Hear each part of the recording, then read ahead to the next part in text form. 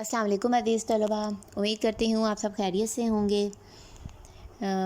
हमने अपने गुज़श्ता लेक्चर में नज़्म नात का तारुफ़ किया था, जिसके शायर का नाम था एहसान दानिश। उम्मीद है आपको समझ आ चुकी होगी, क्योंकि नात के तारुफ़ में जो है वो मैंने आपसे कसीरुल इंतखाबी सवालात किस तरह पेपर में पूछे जाते हैं वो भी मैंने आपसे शेयर किए थे। तो आज हम इसके अशार की तशरीह जो है वो हम करते हैं। तो अज़ीज़ तलबा, हमें सबसे पहले ये पता होना चाहिए कि नात किसको कहा जाता है। ऐसी नज़्म जिसमें नबी सल्लल्लाहु अलैहि वसल्लम की तारीफ़ व तौसीफ़ बयान की जाती है उसको हम नात कहते हैं। तो इसके साथ ही आपसे इसका पैटर्न जो है वो मैं शेयर करती हूँ, जो कि हर मर्तबा मैं आपसे शेयर करती रही हूँ। नज़्म हम्द के अशार की तशरीह में भी सबसे पहले लिखेंगे हम जी शायर का नाम एहसान दानिश, नज़्म का उन्वान नात, उसके बाद हर लुगत आएगा हमारे पास, अल्फाज मानी, उसके बाद हमारे पास जी मफ़हूम आएगा 1.5 लाइन का, उसके बाद ये हमारे पास तशरीह आएगी 10 से 12 लाइनों की। इंशाल्लाह मैं आपसे ये पैटर्न जो है वो जल्द जो है वो राइट करके जो है वो आपसे शेयर करूँगी, ये वीडियो भी। तो सबसे पहले आज हम करेंगे जी शेर नंबर 1। तो आप अपनी किताबें खोल लें और मानी जो है वो अपनी किताब पर राइट करते जाइए। तो पहला शेर है जी हमारे पास, 2 आलम का इमदादगार आ गया है, अमीन आ गया, गमगुसार आ गया है।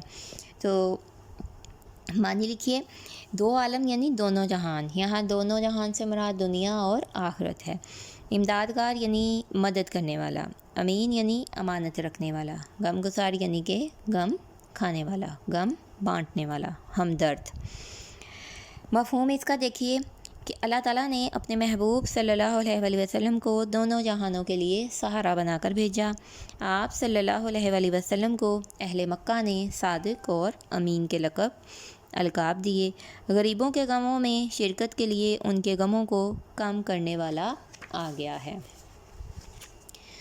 अशार की तशरीह देखें 10 से 12 लाइनों की के पहला मिसरा, 2 आलम का इमदादगार आ गया है। नबी सल्लल्लाहु अलैहि वसल्लम की बारगाह में एहसान दानिश जो है वो नज़राने अकीदत पेश करते हैं और पहले मिसरे में बयान करते हैं कि 2 आलम यानी दोनों जहान, इमदादगार यानी कि मदद करने वाला, कि नबी अल्लाह ताला ने अपने प्यारे महबूब सल्लल्लाहु अलैहि वसल्लम को दोनों जहानों के लिए मददगार जो है बनाकर भेजा है। यानी नबी सल्लल्लाहु अलैहि वसल्लम ने ना सिर्फ़ दुनिया में गरीबों, यतीमों और मस्कीनों की मदद फरमाई, बल्कि रोज़े आखिरत भी वो तमाम परेशान हाल लोगों की जो है वो मदद फरमाएंगे। इसीलिए यहाँ शायर एहसान दानिश ने लफ्ज़ 2 आलम का इमदादगार जो है वो इस्तेमाल किया है। दूसरा मिसरा देखिए, अमीन आ गया, गमगुसार आ गया। तो अमीन यानी अमानत रखने वाला। तो अल्लाह ताला ने यहाँ इस दूसरे मिसरे में पहला लफ्ज़ जो है अमीन, बहुत ही प्यारी बात जो है वो ये है इसमें छुपी हुई है कि अल्लाह ताला ने अपनी ही मखलूक की ज़ुबानी जो है वो अपने प्यारे महबूब सल्लल्लाहु अलैहि वसल्लम को जो है वो अमीन का लक़ब जो है वो दिया था, अमीन के लक़ब से जो है वो नवाजा था। तो अमीन से मुराद क्या होता है? अमानतें रखने वाला, अमानतों की हिफाजत करने वाला। तो यहाँ मैं आपसे शेयर करती जाऊँ कि जमात नाहम में सबक था जी हमारा हिजरत नबवी, पहला सबक। उसमें हमने ये पढ़ा था कि कुफ़ार जो थे वो नबी सल्लल्लाहु अलैहि वसल्लम पर बहुत ज़्यादा जुल्म और सितम करते थे, लेकिन इसके बावजूद वो अपनी अमानतें जो थे वो नबी सल्लल्लाहु अलैहि वसल्लम के पास रखवाते थे। तो जैसा कि आप जानते हैं कि नबी सल्लल्लाहु अलैहि वसल्लम ने हिजरत के मौका पर हज़रत अली को जो है, हज़रत अली रज़ी अल्लाह ताला अन्हु को अपने बिस्तर पर लिटाया और फरमाया कि सुबह को लोगों की अमानतें वापस कर देना। क्यों? क्योंकि मक्का में नबी सल्लल्लाहु अलैहि वसल्लम, मक्का के लोग जो थे वो नबी सल्लल्लाहु अलैहि वसल्लम पर बहुत ज़्यादा जुल्म और सितम करते थे।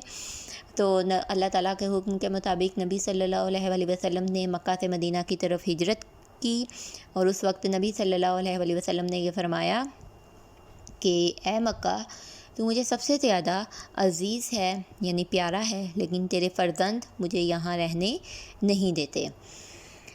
تو یہاں میں آپ سے جاوید انجم کا بہت ہی اچھا شعر جو ہے وہ شیئر کرتی ہوں کہ وہ بچپن سے صداقت اور امانت کے پیمبر ہیں، وہ بچپن سے صداقت اور امانت کے پیمبر ہیں، عرب کے کافروں نے بھی کیا یہ اعتراف انجم، یعنی کہ عرب کے جو کافر تھے وہ آیا کہ بہت زیادہ ظلم و ستم کرتے تھے نبی صلی اللہ علیہ وسلم پر، لیکن پھر بھی وہ یہ جانتے تھے کہ نبی صلی اللہ علیہ وسلم کو کون سا لقب دیا گیا، الامین کا لقب دیا گیا، اور ان کے پاس وہ امانتیں رکھواتے تھے۔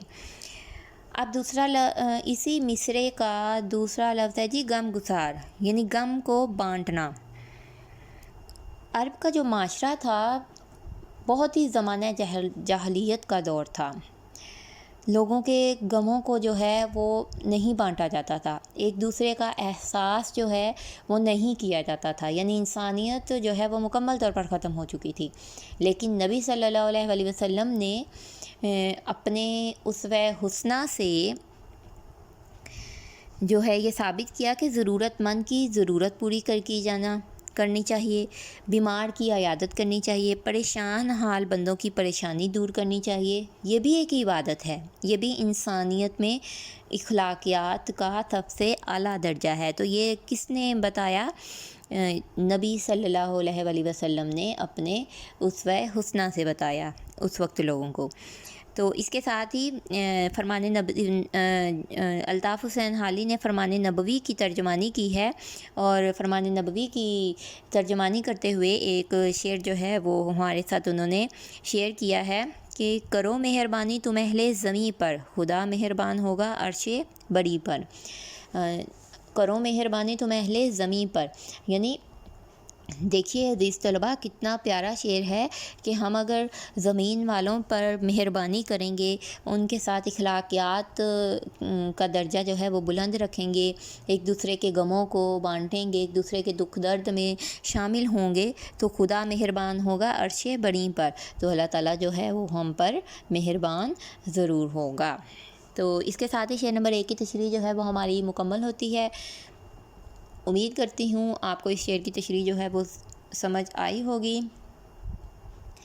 انشاءاللہ ہم کل شعر نمبر 2 کے ساتھ جو ہے 2 کی تشریح کے ساتھ جو ہے وہ دوبارہ آپ سے ملاقات ہوگی میری۔ میرے چینل کو سبسکرائب ضرور کریں، اور اپنے ادرس فیملیز کے ساتھ فرینڈس کے ساتھ جو ہے وہ ضرور شیئر کریں، ویوز اور کمنٹس جو ہیں وہ ضرور پیش کریں۔ تو اس کے ساتھ ہی اپنا خیال رکھیے گا، اور مجھے اپنی بہت ساری دعاؤں میں یاد رکھیے گا۔ انشاءاللہ کل ایک نئے لیکچر کے ساتھ ملیں گے، تب تک کے لیے اللہ حافظ۔